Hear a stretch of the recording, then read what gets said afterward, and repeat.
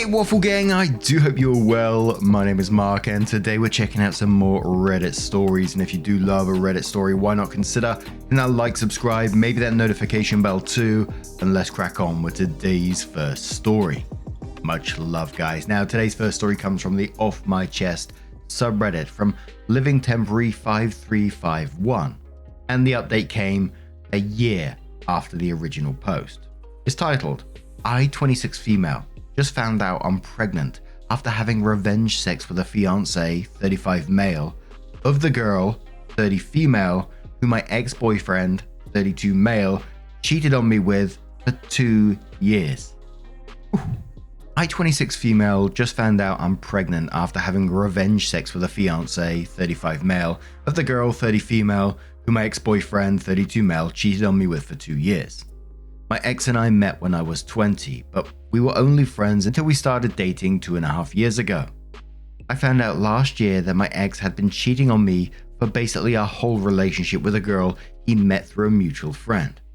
I broke things off after I found out and told the girl's fiance about their affair. He ended up breaking off their engagement after he found out, and she seemed nonchalant about it until she realized that my ex's money wasn't actually his.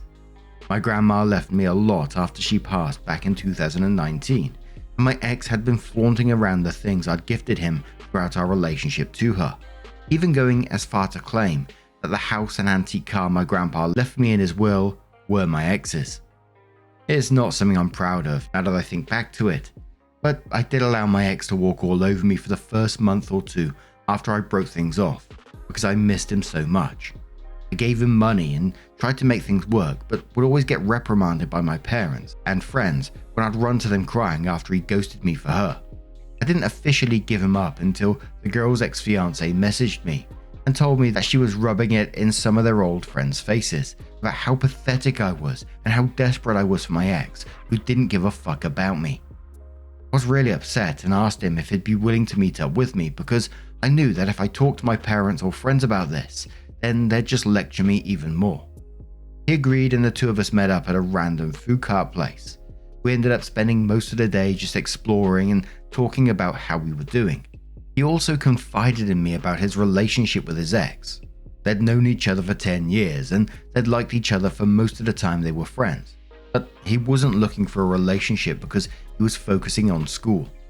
He had decided to give them a chance after she had driven 12 plus hours overnight to him because they'd talked on the phone, and he said he was feeling under the weather and was stressed from how vigorous his residency schedule was.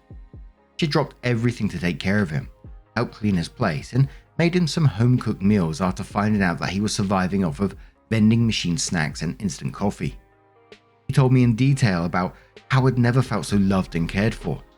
How after she had done that for him, he decided that she was the one, that if this wasn't love, then love wasn't real.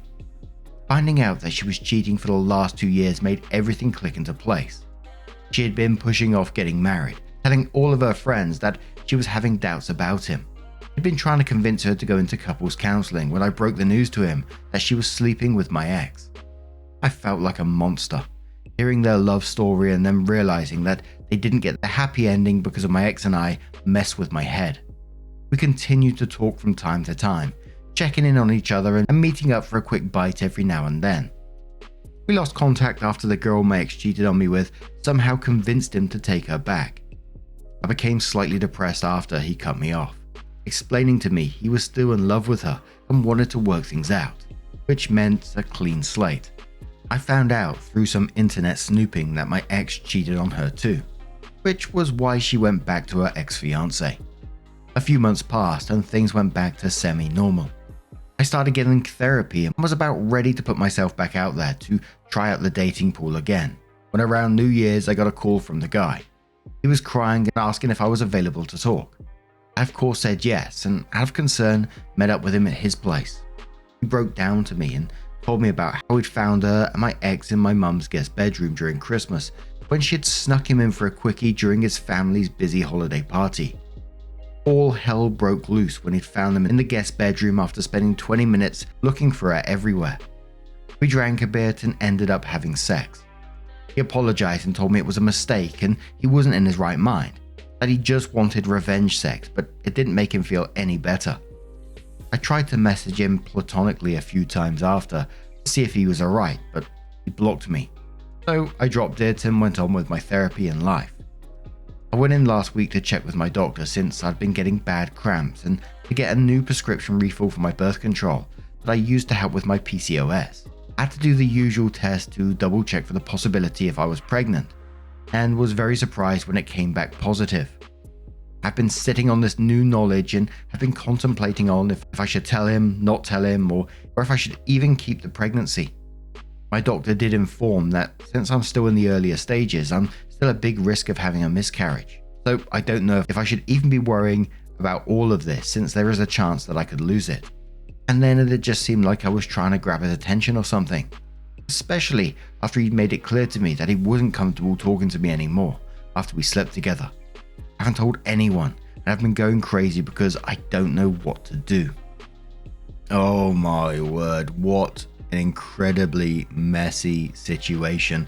It just feels like exhausting. You guys just need to all separate from one another and live your own lives and get your therapy and deal with it and stop getting together with one another, because holy moly, like I said, that sounds absolutely exhausting. And I can't help but like whenever I read these stories and I think about when there's kids involved and this kid isn't even born yet, but I'm thinking coming out into this absolute messy situation, oh dearie me. But in the comments, Potential Ad says he does deserve to know, but shit man, you and him need some self-worth. Once a cheater, always a cheater. Stop wasting time on a man who treated you so cruelly. You deserve better, and I hope you're in therapy to deal with this self-hate that you have.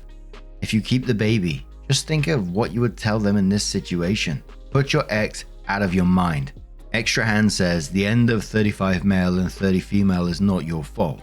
She was cheating on him and sounds like he knew the relationship was not going well prior to you telling him. Ex-boyfriend seems like he's got his own issues to sort out, preferably on his own, far away from you. This is obviously an unexpected pregnancy and it's normal that you don't know what you want to do. Depends on where you live, but you have some time to think about it. You want to be a parent. Personally, I think an abortion is your choice alone, and I don't think you need to tell him if you don't want to. If you choose to continue the pregnancy, then I think it's appropriate to try and let him know. I guess text in and hoping he unblocks you. Well, not sure if you have any other ways of contact. Another commenter says, what do? You have an abortion. You delete all these people's numbers, get some therapy and move on with your life. One day you have a healthy relationship with a man who behaves like an adult. You'll be in a better space with better boundaries and maturity, but that time is not now.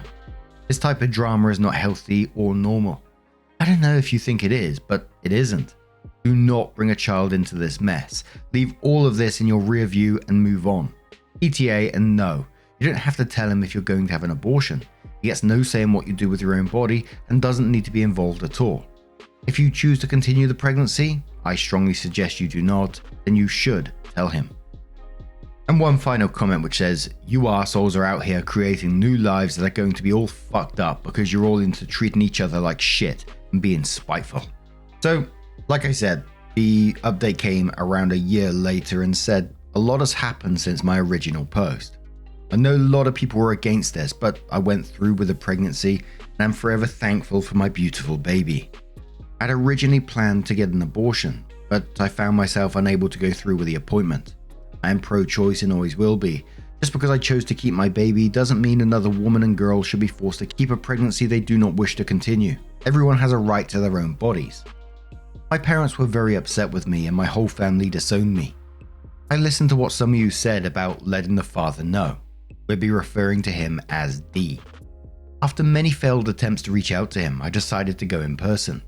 D was not happy when I showed up at his place, but when I told him why, he agreed to talk to me.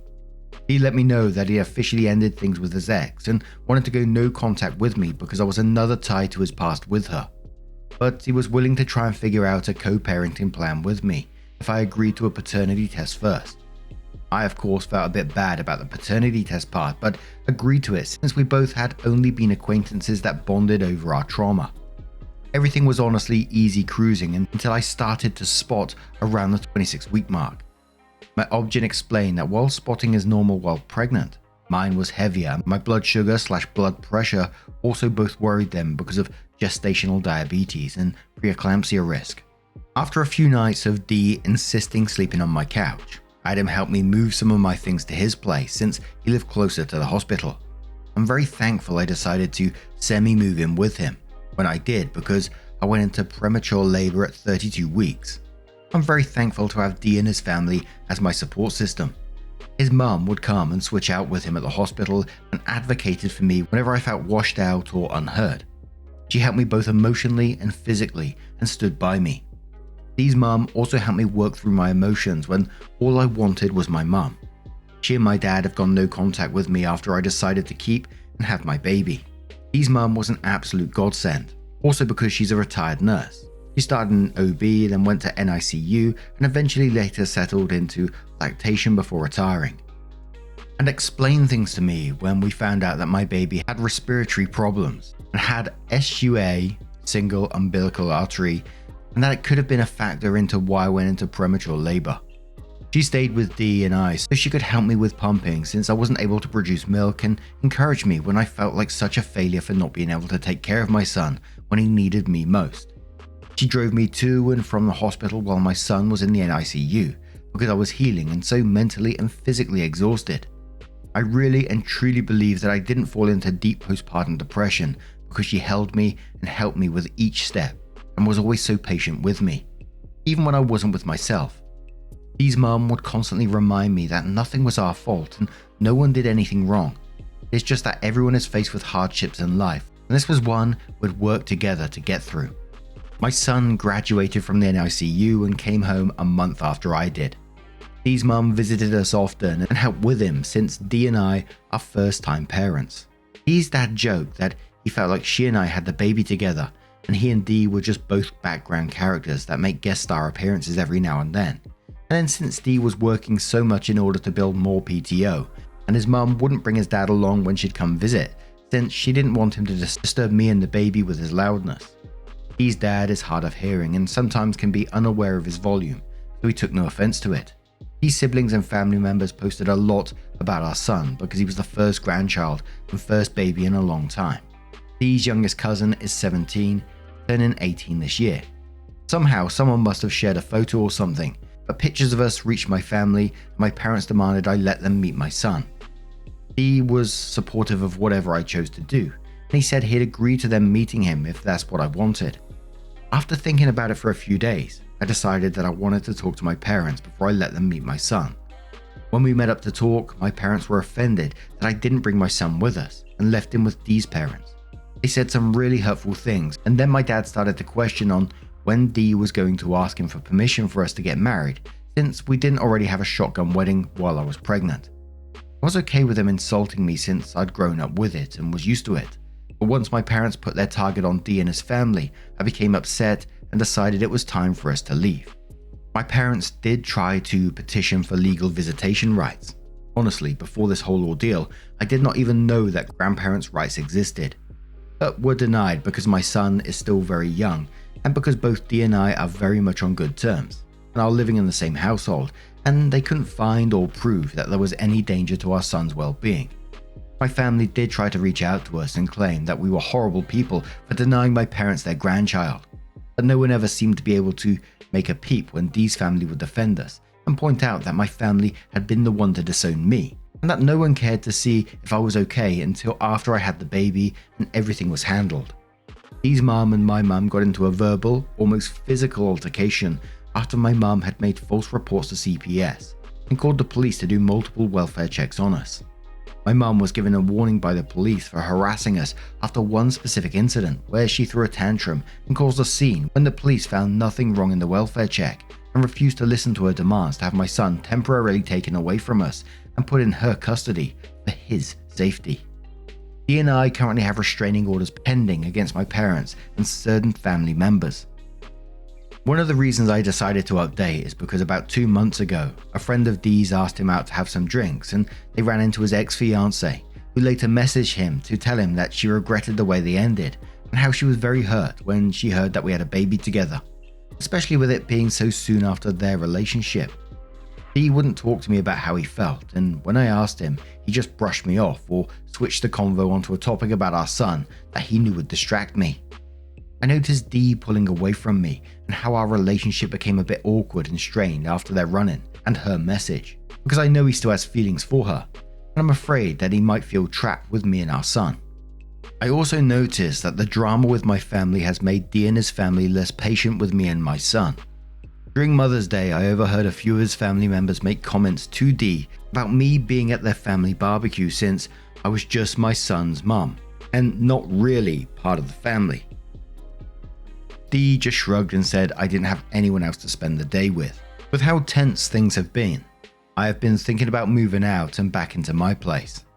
I stayed with Dee at his place after I gave birth, but now that our son is slightly older and I am healed, I want to give Dee back some space so that he can start dating again if he wants to, and to give him back some more bachelor time when I have our son. I want to find a way to approach me moving out and us making a co-parenting plan without making things more awkward or possibly ruining the relationship I have with Dee and his parents. I don't want him to feel like I'm not grateful or anything, but I do want to go back to work and get my life back on track so that I can provide my portion of needs for my son and not want to depend on his family for more than appropriate.